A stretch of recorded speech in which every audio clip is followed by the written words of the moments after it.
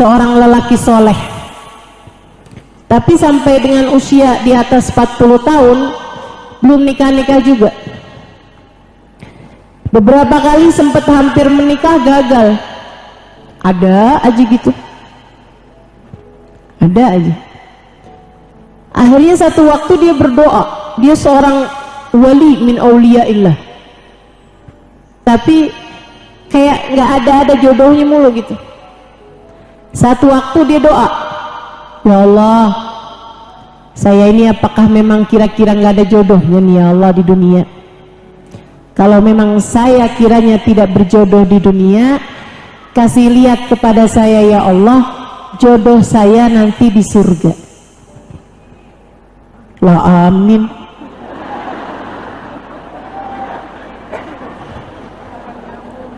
Kamu lagi ngedoain siapa nih? Kamu jomblo juga? Kepengen nikahnya ntar di surga aja? Atau jangan-jangan yang amin emak-emak nih? Kepengen jodohnya di surga bukan suaminya yang sekarang lah.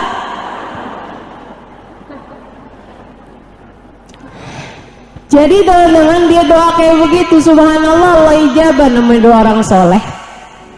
Malam harinya dia bermimpi, dikasih tahu bahwa jodoh dia adalah Fulana bintu Fulan al-Fulani di sebuah desa.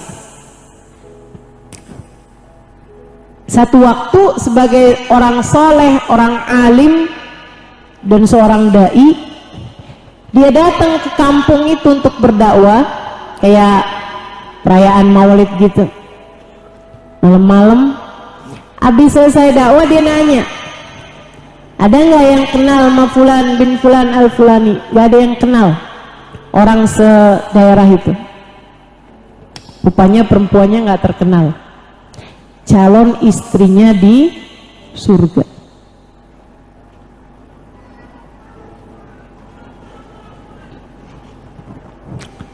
Beberapa malam kemudian dia ngisi lagi kajian di sebuah daerah di kampung. Jadi misalnya di Bogor, besokannya dia ada kajian di kampungnya Bogor, apa misalnya Jonggol misalnya gitu.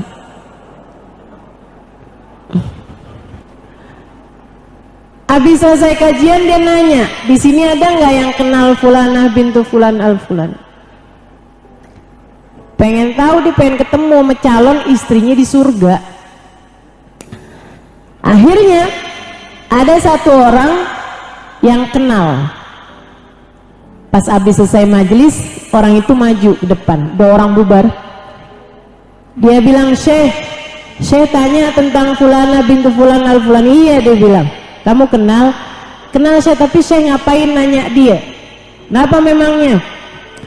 Dia itu orang kulit hitam, tinggal di atas lereng gunung.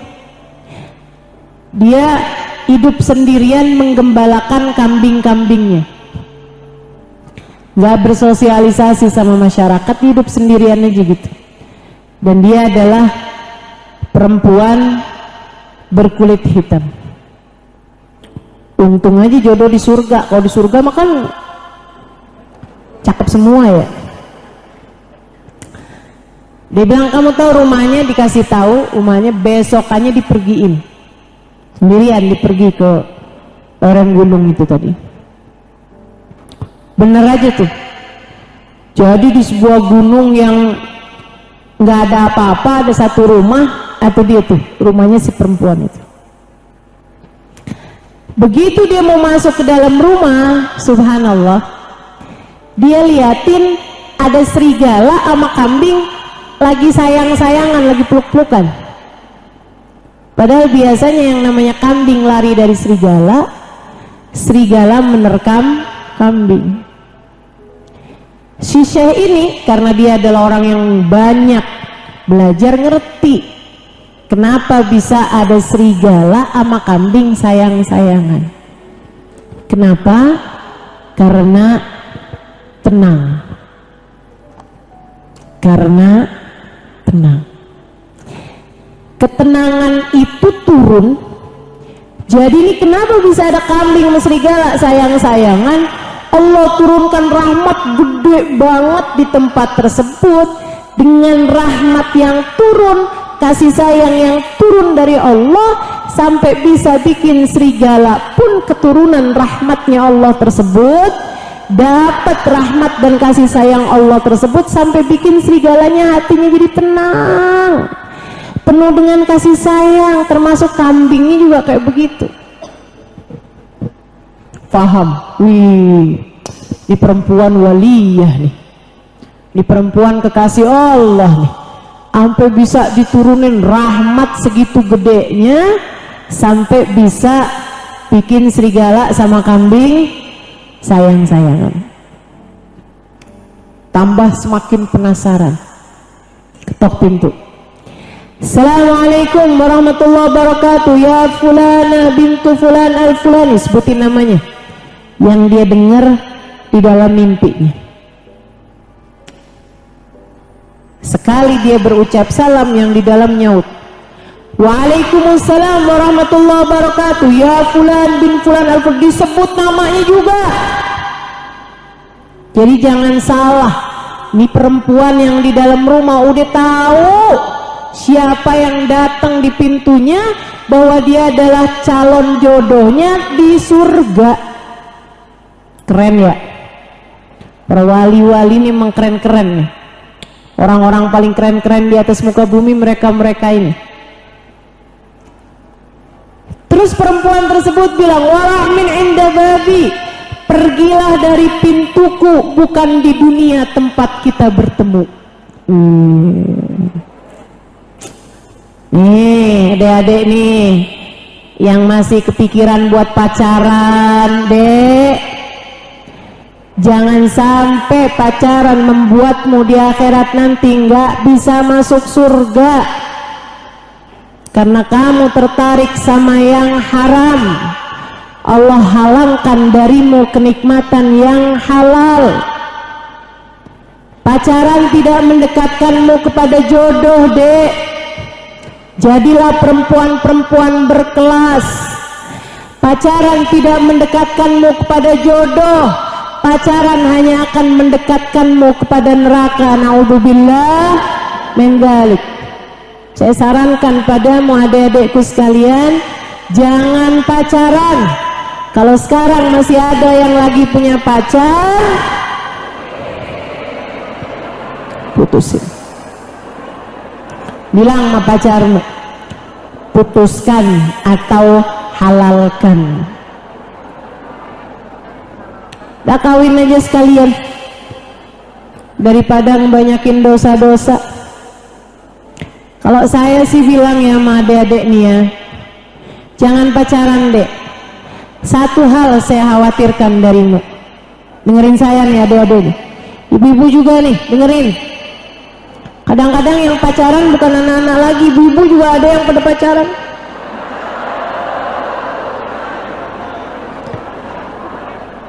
Dengerin bu, dek, nak, jangan pacaran. Ada satu hal yang saya khawatirkan kalau kamu tetap mengerjakan hal yang semacam itu. Apa tuh? Dipecat jadi umat Nabi Muhammad. Serem deh saya, serem saya. Jangan sampai kamu gara-gara pacaran kamu diputus sama Nabi Muhammad. Jadi daripada diputus sama Nabi Muhammad, mendingan putuskan saja pacarmu. Ada-ada saja sekalian, perempuan ini karena adalah perempuan solehah, perempuan waliyah, kekasih Allah, dia udah tahu bahwa yang akan datang adalah calon suaminya, jadi dia bilang, warahmin inda babi, pergilah dari pintuku, bukan di dunia tempat kita bertemu. Kata yang laki, baiklah, saya akan segera pergi dari sini. Saya hanya mau menanyakan satu hal, untuk saya belajar, untuk saya mengerti. Kenapa kamu menjadi seorang yang sangat dicinta dan diturunin rahmat Allah segitu besarnya? Apa amalan yang kamu kerjakan? Apa sesuatu hal yang sangat tinggi kamu lakukan sehingga membuat serigala sama kambing sayang-sayangan di depan pintu rumahmu. Nggak nerekam gitu, malah kayak gitu pelukan gitu si serigala sama kambing. Dia bilang ini sesuatu yang tidak masuk di akal saya, karena serigala biasanya nerekam kambing, kambing pun juga biasanya lari dari serigala. Pasti karena rahmat Allah sangat besar turun kepadamu. Saya pengen tahu apa yang menyebabkan rahmat Allah, ketenangan turun kepadamu sampai segitunya besar. Perempuan tersebut ingat-ingat apa ya? Dia bilang nggak ada. Saya hanyalah perempuan biasa, nggak punya amal ibadah apa-apa. Dzalikal fadlu minallah. Ini memang karunia aja dari Allah, Allah bikin kayak begitu. Ya udah kalau gitu saya pamitan. Baru beberapa langkah laki-laki itu menjauh dari pintunya, perempuan ingat, dia bilang, tunggu bentar, tunggu, saya rasa saya ingat sesuatu. Saya punya satu sifat kecil. Saya rasa gara-gara inilah Allah menurunkan rahmatnya kepada saya. Apa itu? Dengerin nih. Siapa yang kepengen nyari ketenangan hidup, dengerin. Kalau kamu punya sifat ini juga, hati kamu pasti akan senantiasa tenang. Apa Bu? Apa nih sifat yang kamu punya yang bikin Allah turunkan rahmat sebegitu besarnya sampai pada tenang semua yang ada di rumah dan sekitarnya? Dia bilang, ana idza kuntu fil bard lam atamannal har. Saya kalau sedang berada dalam kedinginan tidak berharap panas, dan saya kalau sedang berada dalam panas tidak berharap dingin. Saya kalau sedang kenyang tidak berharap lapar, dan saya kalau sedang lapar tidak berharap kenyang. Saya kalau sedang sakit tidak berharap sehat, dan saya kalau sedang sehat tidak berharap sakit. Saya kalau sedang punya uang tidak berharap miskin, dan kalau saya sedang miskin, sedang nggak punya uang, tidak berharap punya uang. Dalam keadaan apapun Allah tempatkan saya tahu bahwa ini adalah yang terbaik yang Allah berikan dalam kehidupan saya. Saya berusaha menikmati apapun yang Allah berikan dalam kehidupan saya. Laki-laki tersebut ketika mendengar itu dia bilang, innaha laysat husailah. Ini tentu bukan sifat kecil, akan tetapi salah satu sifat besar yang Allah karuniakan dalam hati hamba-hambanya yang dia cintai. Bu, Kak, Dek, hidup tidak pernah ideal buat siapapun. Semua orang menjalani kehidupannya masing-masing, lengkap dengan nasibnya masing-masing, ujiannya masing-masing, perjuangannya masing-masing, termasuk dirimu. Maka tidak usah membandingkan hidupmu dengan hidup orang lain. Cukup nikmati setiap momen, setiap keadaan, setiap kejadian yang datang dalam hidupmu, dan tetaplah percaya bahwa apapun yang Allah berikan dalam kehidupanmu itu adalah yang terbaik yang Allah berikan kepada dirimu, dan semuanya sudah disesuaikan. Semuanya sudah disesuaikan dengan keadaan kita masing-masing, keadaan hati kita masing-masing, kekuatan kita masing-masing. Allah mustahil membebani kepadamu sesuatu di luar batas kemampuanmu. Maka jalani hidup dengan penuh syukur. Nikmati setiap apapun. Yang belum nikah, nikmatilah kesendirianmu. Yang udah nikah punya suami, gak usah banding-bandingin suamimu dengan suami orang. Nikmati ajalah suamimu itu. Hormati, sayangi. Alhamdulillah punya suami, kan begitu. Yang belum punya anak, nikmatilah keberdua-duaanmu dengan suami.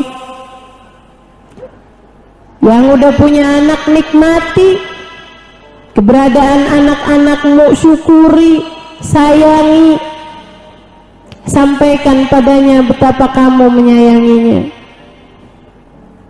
Nggak usah banding-bandingkan anakmu dengan anak orang. Itu salah satu cara biar hidupmu senantiasa tenang. Yakinlah saja bahwa apapun yang Allah berikan dalam kehidupan adalah yang terbaik.